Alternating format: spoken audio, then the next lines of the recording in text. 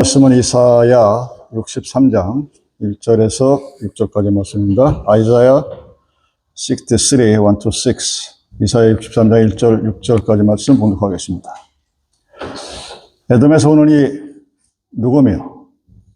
붉은 옷을 입고 보스라에서 오는 이 누구냐? 그의 화려한 의복, 큰 능력으로 걷는 이가 누구냐?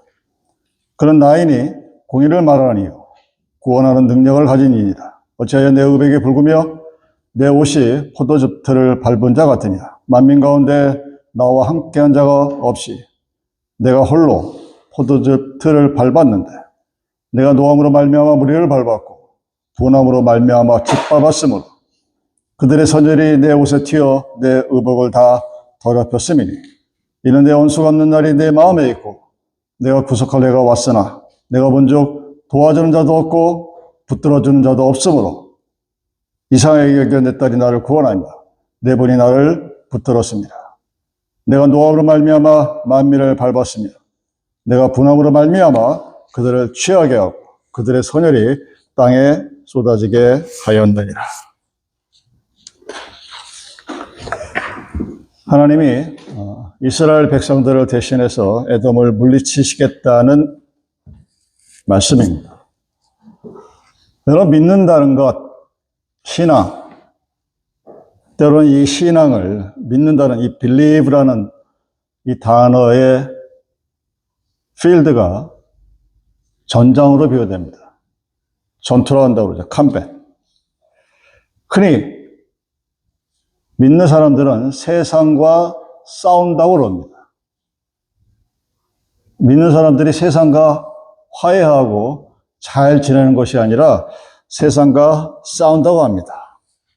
그 이유는 이 신앙의 눈으로 세상을 바라보면 이 세상은 악한 곳입니다. 어둠이 세력에 지배하고 불의하고 사단이 활동하는 곳. 그래 총체적으로 하나님의 뜻을 거역하는 곳. 그것이 우리가 살고 있는 이 세상입니다.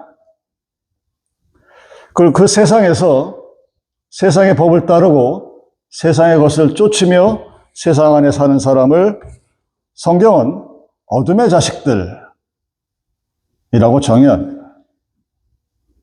그에 반해서 신앙의 사람, 즉 믿는 자들은 빛의 자녀들이 됩니다. 빛의 자녀는 어떤 사람이냐? 하나님께 속한 사람, 선한 사람, 진리편에 사는 사람, 믿음으로 사는 사람, 예수를 믿는 크리스찬이 빛의 자녀들입니다.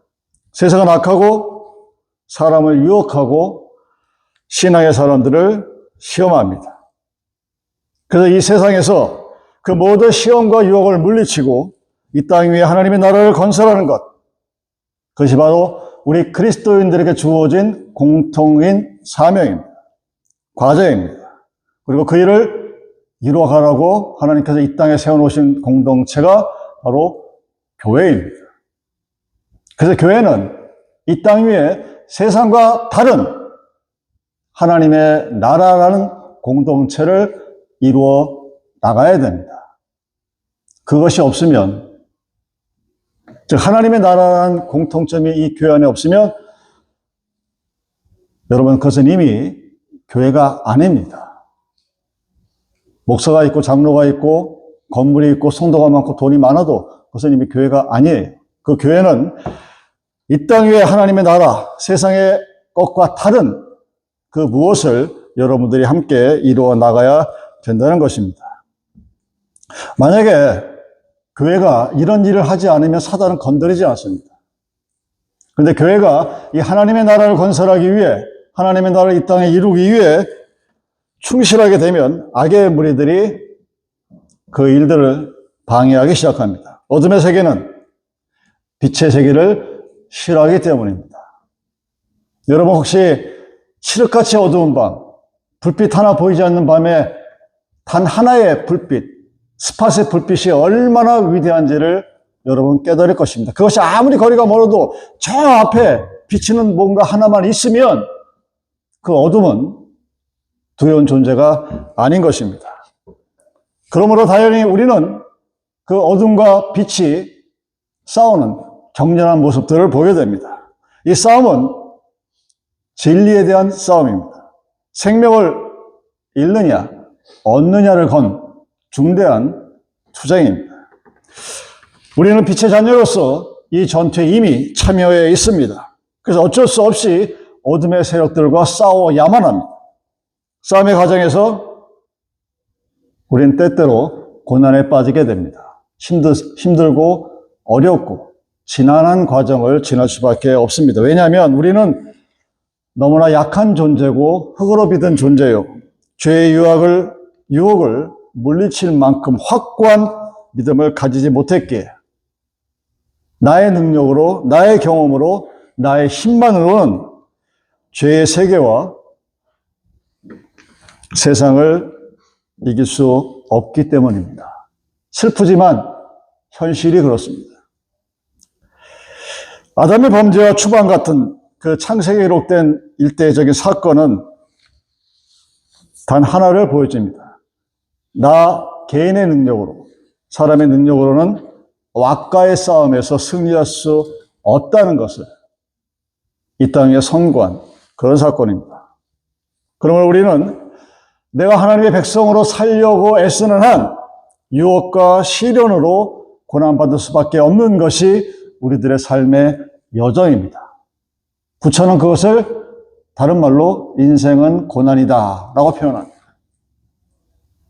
다른 종교도 그 본질은 보지 못했지만 살아가는 삶의 과정을 바라보고 사는 것 자체가 고통이다 라고 표현하고 그 표현에 많은 사람들이 공감합니다. 왜 그렇게 됐는지 모르지만 현상을 우리는 정확하게 인식합니다. 자, 그렇게 보면 우리에게 희망이 없어요.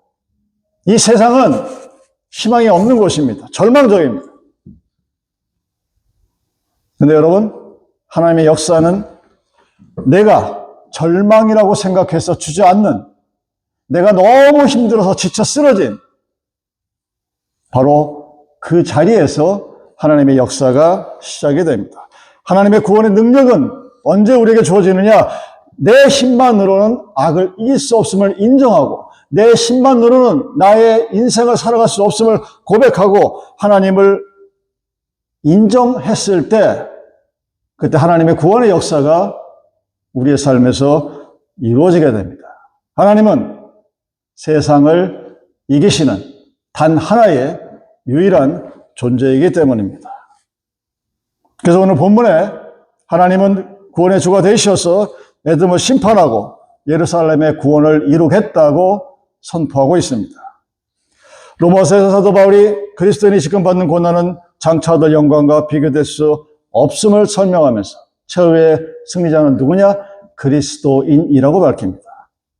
요한은 보라 내가 세상을 이겼다. 요한복음 16장 33절에서 이 예수 그리스도의 승리의 선언으로 세상을 이기는 자는 오직 예수 그리스도 한 분이라는 사실을 우리들에게 알려주고 있습니다. 여러분, 유다가 망했습니다. 한 나라가 바벨론이라는 하나님을 믿는 유다 왕국이 하나님을 믿지 않는 바벨론에 의해서 완전히 망했을 때 이스라엘 백성들은 포로로 끌려가는 고난을 경험합니다. 나라를 잃고 모든 것이 풍지박산되는 말로 다 표현할 수 없는 큰 시련 속에 빠집니다. 요즘 여러분들 뉴스상에서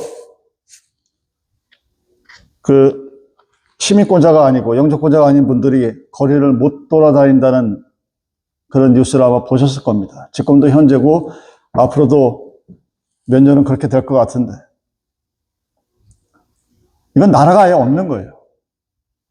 그런 사람들은 돌아갈 나라가 있는데 지금 이 포로로 잡혀간 이스라엘 백성들은 나라 자체가 사라졌습니다. 그래서 고민에 빠졌습니다.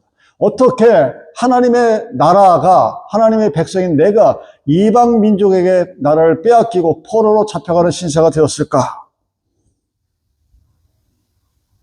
당시의 이스라엘 백성들, 오늘날 하나님을 믿는 백성들이 도저히 받아들일 수 없는 그런 현실이 실제로 벌어졌다는 것입니다. 상상조차 할 수도 없습니다. 내가 믿는 하나님이 어떤 하나님인데, 얼마나 위대하신 하나님인데, 어떻게 그 믿음을 아예 송두리째 흔들어 놓은 나라 전체가 멸망되어지고 모든 백성들이 포로로 끌려가는 상상조차 할 수 없는 일이 역사에서 벌어졌다는 사실입니다. 포로로 끌려간 이스라엘 백성들이 자신을 원망했을까요? 하나님을 원망했을까요? 자신을 뒤돌아보지 않았습니다. 내가 뭔가 잘못해서 하나님이 이렇게 하셨는가를 생각하지 아니하고 하나님이 나를 버렸기 때문에 그렇게 생각을 했다고 합니다.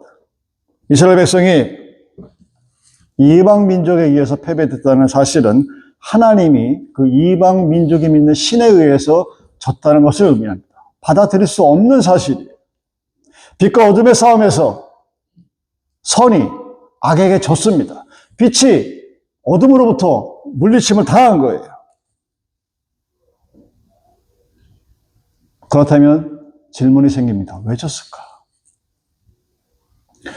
크리에이터라는 세계에 유례가 없는 단 하나의 유일한 존재인 하나님이 어찌하여 이방신들에게 졌을까 하는 의문이 생깁니다. 성경은 그것을 한마디로 설명합니다. 네 힘을 의지했기 때문이다 라고 얘기합니다. 하나님을 의지하고 하나님을 의뢰하며 하나님께 대한 믿음을 가졌어야만 할 이스라엘이 교만해집니다. 그래서 자신의 능력과 지혜와 힘을 의지한 결과가 참담하고 비참한 패배였다는 사실입니다. 근데 중요한 것은 이스라엘은 하나님께서 이방의 신에게 패하셨고 왜 졌느냐? 하나님의 힘이었기 때문이다 라고 이해를 했습니다. 내가 믿음이 없었던 것이 아니라 하나님의 힘이 없어서 바벨론의 이방신들에게 당했다고 믿었습니다. 왜? 당시에는 전쟁에 졌다는 것은 자기가 믿는 신이 그 싸움에서 졌다는 것을 의미하기 때문입니다. 이들이 언제 깨닫습니까? 나라가 망해서 포로로 끌려가서 고난 가운데서 그 고난을 겪으면서 그제서야 자신들의 뒤를 돌아보게 됩니다. 내가 왜 졌는가? 유다 왕국이 왜 망했는가? 하나님의 능력이 부족해서가 아니라 바로 나의 잘못임을 깨닫고 회개합니다. 그 회개의 시작점에서 이스라엘은 다시 잃었던 하나님에 대한 믿음을 회복하기 시작했고 그 고난 가운데서 하나님의 은총을 간구합니다. 그전에는 왜 안 했을까요? 여러분들은 왜 기도 안 하십니까? 필요가 없기 때문이에요. 여러분 유명한 발명 있죠. The necessity is mother of invention. 필요는 발명의 어머니다. 하나님이 필요하지 않습니다. 하나님이 필요하지 않아도 하나님이 없어도 굳이 기도하지 않아도 굳이 하나님께 매달리지 않아도 살아가는데 별 지장이 없는 것 같아 보여요. 인생은 또 그렇게 영원히 살 수 있을 것 같이 보입니다. 제 인생의 짧은 경험만으로도 근데 그렇지 않습니다. 여러분 뭐든지 다 할 수 있을 것 같죠? 여러분 뭐든지 내 마음 뜻대로 다 이루어질 수 있을 것 같죠? 근데 세상은 그렇지가 않습니다. 그래서 그들은 포로로 끌려간 자리에서야 내가 유다 왕국에서 백성으로 살았을 때 하나님을 의지하지 않았음을 고백하고 그 결과로 나라가 망하고 내가 포로로 잡혔다는 사실을 깨닫고 하나님 앞에 잘못을 회개합니다. 잘못을 회개하면서 동시에 하나님이여 나를 구해달라고 하나님의 은총을 구하고 하나님의 도움을 바라고 하나님의 인도하심을 구합니다. 그때 하나님이 이사야를 통해 말씀하십니다. 내가 에돔을 심판하리라. 내가 예루살렘의 구원을 선포하리라. 하나님은 하나님 자신이 구원임을 온 세상에 알리시면서 세상을 이기는 분이라는 사실을 이스라엘에게 말씀하셨습니다. 그것이 바로 본문의 말씀입니다. 우리가 왜 고난 가운데 있는가를 생각해 보십시오. 내가 왜 세상을 살면서 어려운 점을 생각해 보십시오. 알게 모르게 어느 순간 내가 하나님 곁을 떠났을 때입니다. 하나님은 저와 여러분 곁을 떠나본 적이 없으십니다. 항상 내 옆에 있으려고 하셨어요. 근데 우리는 항상 도망갑니다. 아니, 외면합니다. 왜? 하나님 굳이 뭐 기도하지 않아도, 굳이 하나님께 뭐 앞날을 의탁하지 않아도, 뭐 지금까지 살아온 거 보니까 내가 살만하거든요. 그것이 지나치게 되면 나라가 망합니다. 포로로 끌려갑니다. 근데 하나님은 또한 은혜의 하나님이 회개하고 은총을 구하면 다시 돌아와 주십니다. 그래서 우리는 그 하나님을 사랑의 하나님, 인자하신 하나님, 권능의 하나님이라고 부르는 것입니다. 자, 이 믿음이 어떤 믿음이냐? 사도 바울이 고난을 이기는 믿음이라고 로마서 8장 17절에서 이렇게 말합니다. 우리들은 하나님의 후사요 그리스도와 함께한 후사이므로 그리스도와 함께 영광을 받기 위하여 고난도 함께 받아야 한다 했습니다. 우리들의 신앙을 육과 영의 싸움으로 비유하면서 육신대로 살면 반드시 죽고 영으로서 몸의 행실을 죽여 하나님의 영으로 인도받으면 산다고 로마서 8장 12절과 14절에서 말씀하고 있습니다. 사도 바울의 말씀은 저와 여러분들이 하나님을 믿고 그 믿음으로 살려고 할 때 세상은 박수를 치는 것이 아니라 방해합니다. 그리고 시기하고 미워해서 우리를 고난에 빠지게, 시편 기자가 얘기했던 것처럼 악한 함정에 빠지게 하려고 우리를 못 살게 합니다. 여러분, 복음이 처음 증거됐을 때 상황을 한번 되짚어 보십시오. 사도 바울이 이렇게 얘기합니다. 십자가에 달리신 예수 그분이 하나님의 능력으로 부활하시어 우리들의 메시아가 되셨다. 예수를 죽인 사람들아 회개하고 주 예수를 그리스도 믿어 구원을 얻으라. 이것이 초창기 초대교회의 복음의 핵심이었습니다. 너희가 죽인 예수가 죽은 것이 아니라 살아났다. 그러니 그 예수를 믿어라. 반대편 입장에서 그 이야기를 듣는 바리새인과 제사장들, 유대인들이 어떻겠습니까? 무서웠겠죠. 내가 사람을 죽였는데 십자가에 매달아서 죽은 걸 내가 눈으로 봤는데 그가 3일 만에 살아나서 돌아다니는 것을 40일 동안 온 제자와 백성들이 봤다고 그들이 외치기 시작하니 얼마나 두렵고 무서웠겠습니까? 그들은 회개하지 않았습니다. 오히려 교회를 박해했습니다. 스데반 집사를 돌로 쳐 죽였고 조직적이고 파괴적인 공격으로 예수를 믿는다고 고백한다는 그 하나만으로도 그 사람의 생명을 위태스럽게 하는 그런 엄청난 상황이 바로 초대교회의 상황이었습니다. 그런 상황 속에서 예수를 전하고 예수를 믿는다는 것은 말 그대로 목숨을 건 삶의 순간순간이었습니다. 굳은 믿음과 확고한 소망, 구원의 은혜에 대한 뜨거운 감사가 없다면 견디기 힘든 그런 나날들이었을 것입니다. 여러분, 지난 주간이 힘드셨습니까? 아니면 고난 가운데 계셨습니까? 아니면 평안하셨습니까? 아니면 뭐 어쩌셨습니까? 왜 우리가 살아가는 매일매일의 삶이 성경에서 얘기하는 그 감사와 기쁨과 찬양이 넘치지 못하는 삶이 될 것인가? 성경은 우리들에게 이 세상을 바라보지 말고 다가올 소망을 바라보라고 얘기합니다. 너희 죽음 이후에 벌어질 그 세상이 어떤지를 바라보고 오늘을 살아보라 합니다. 근데 우리에게는 그 믿음이 없기에, 우리에게는 그 소망이 없기에, 우리에게는 그 확신과 신념이 없기에 매일매일의 삶이 때로는 힘들고 가끔가다 즐거운 거예요.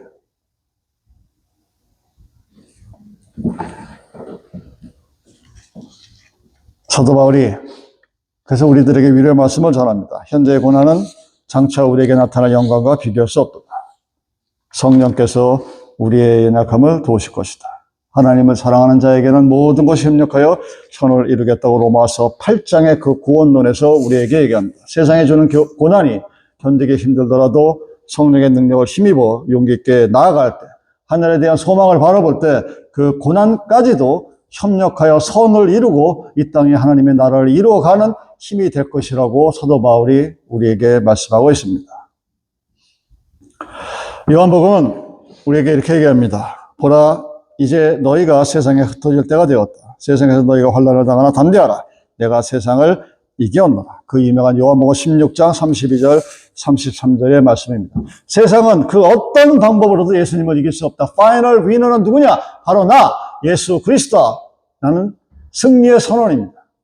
예수 그리스도는 십자가에서 죽었어요. 죽었던 그 당시에 이미 그 죽기 전에 내가 죽을 것이다. 그러나 나는 부활할 것이고 나는 이 세상의 승리자가 될 것이라고 말합니다. 예수의 제자들은 이해를 못했습니다. 언제 받아들였을까요? 그가 십자가에서 달리시고 죽으신 지 3일 만에 부활하셔서 제자들 앞에 나타났을 때 도마가 그의 옆구리에 손을 넣어보고 그가 진정 죽었던 그 예수인 것을 보고 듣고 그리고 알았을 때 그때서야 예수님이 세상을 이겼다. 내가 세상을 이길 것이다. 라는 그 승리의 선언을 믿게 된 것입니다. 예전에도 그랬고 지금도 그렇고 세상은 어떻게 하든지 여러분이 가지고 있는 그 자그마한 신앙까지라도 부셔버리려고 합니다. 어떻게 해서라도 여러분을 걸려 넘어지게 하려고 합니다. 세상은 여러분들의 믿음을 잘 믿게 하려고 해주지 않습니다. 여러분, 교회가 시끄러울 때 정말 재밌는 것은 그 교회를 시끄럽게 하는 모티브가 아주 사소한 거예요. 별것도 아닌 거 가지고 교회가 뒤집어져 버립니다. 누가? 악한 것들이 그렇게 해요. 그리고 우리는 거기에 잘 걸려 넘어갑니다. 오늘은 세상이 어머니 날이라고 부르는 날입니다. 1년 365일 다 엄마한테 힘든 일 다 시켜놓고 그냥 고작 하루 밥 사주는 것으로 우리는 우리의 마음의 위로를 받습니다. 어머니 날에 그냥 카네이션 하나 보내드리고 용돈 몇 푼 주는 걸로 자식된 도리가 다 한 것처럼 착각하게 만든 날이 바로 어머니 날입니다. 뭐 그럴 수밖에 없는 우리 인간의 한계가 있죠. 어머니 날 자체가 나쁜 건 아니겠습니까? 자, 이 어머니 날이라고 하는 오늘 우리 어머니가 자녀들에게 줄 수 있는 가장 귀한 선물이 무엇일까를 생각해 보게 됩니다. 내가 우리 부모로부터 받은 가장 귀한 선물이 무엇인가를 여러분의 자녀들에게 한번 물어보십시오. 이제는 분명하고 확신에 찬 신념으로 여러분들에게 말할 수 있고 증거할 수 있습니다. 그것은 세상에 살지만 세상의 지배를 받지 아니하고 세상에서 살아갈 수 있는 세상을 이기는 신앙의 유산이 어머니가 줄 수 있는 가장 큰 선물이라는 사실입니다. 우리의 삶은 이 세상에서 영원하지 않습니다. 여러분, 단 한시도 잊지 마시길 바랍니다. 제가 여러분들에게 주일 성수를 강조하는 이유는 구약의 10계명의 율법이 아닙니다. 저는 이 주일 예배를 참석할 때마다 내가 이제 앞으로 언젠가는 죽는다는 사실을 다시 한번 기억을 합니다. 이 주일 예배는 예수가 부활하셨다는 것을 기념하기 위한 예배예요. 그것이 바로 기독교 정신의 핵심이고 이 예배의 기본의 포인트는 나의 삶이 영원하지 않다는 것을 내가 예배를 통해서 인정하고 받아들이는 겁니다. 여러분이 영원히 살 자신이 있으면 여러분이 영원히 늙지 아니하고 아프지 아니하고 병들지 아니하고 다 세상 것을 가지고 살 수 있을 자신이 있으면 예배 안 지켜도 돼요. 근데 저는 그럴 자신이 없고 그럴 능력이 없습니다. 그래서 하나님 앞에 고백합니다. 나는 이 세상이 영원하지 않으면 않습니다. 그래서 우리는 우리들의 삶을 나그네의 삶이라고 표현합니다. 공설의 공석어라고 하는 그 도연명 시들뿐만 아니라 우리에게 주어진 이 모든 삶들이 나그네의 삶이고 이 세상이 우리들의 영원한 안식처가 아니라는 사실을 우리는 너무나 잘 압니다. 그리고 고백을 합니다. 그러면서도 그걸 알고 있음에도 불구하고 우리는 이 세상이 우리에게 주는 유익과 편리함에 그 유혹에 아주 쉽게 넘어가는 삶을 살아가고 있습니다. 지금까지도 그랬고 아마 앞으로도 세상에 주는 여러 가지 달콤한 스위트니스에 속이 넘어갈 겁니다. 이 세상을 살아가면서 이 세상에 존재하면서도 하늘의 소망을 가지고 살아가는 자. 그래서 결국 세상을 이기는 자의 믿음의 삶으로 살아갈 수 있도록 하는 유일한 분은 나의 구세주이신 예수 그리스도입니다. 그분에 대한 믿음의 유산은 어머니가 줄 수 있는 가장 귀하고 아름다운 선물입니다.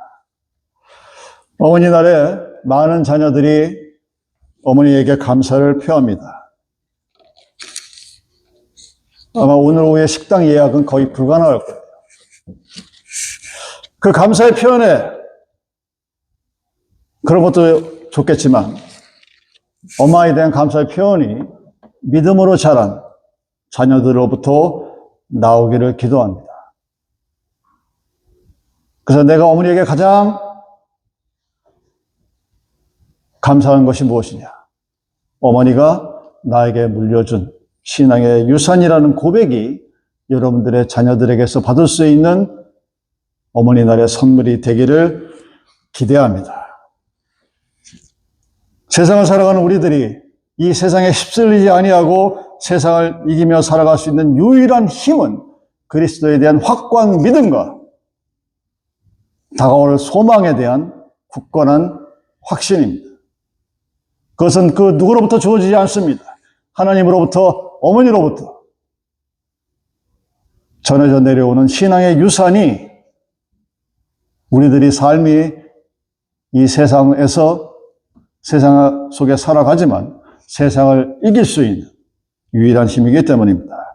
바로 그렇게 살아갔을 때 여러분과 여러분의 자녀들이 세상이 주지 못하는 기쁨과 감사의 삶을 누리면서 우리에게 주어진 이 유한한 삶을 살아갈 수 있기 때문입니다. 여러분, 사마리아 여인의 우물가에 있는 사마리아 여인을 기억하십시오. 그가 마신 물은 단 한 번에 이 세상 그 어두운 누구도 주지 못하는 생명의 물이었습니다. 하나님이 여러분에게 주시는 기쁨과 감사는 세상에 줄 수 없는 것이에요. 오직 교회만이, 오직 그리스도만이 여러분들에게 세상에 줄 수 없는 감사와 기쁨과 희망과 소망과 능력을 허락할 수 있다는 사실을 기억하시기 바랍니다. 그래서 나의 신앙이 나의 자녀들에게 전수됨을 가장 감사한 기도의 제목으로 하나님 앞에 고백할 수 있는 이 땅의 어머니들이 되기를 바랍니다. 세상과의 전투에서 물러서지 마십시오. 싸워서 이기십시오. 그리고 세상을 이기시는 그 주님과 함께 승리의 찬양을 드릴 수 있는 믿음의 어머니, 고운 믿음을 가진 우리 예림의 백성들이 되기를 기도합니다. 우리 잠시 기도하시겠습니다.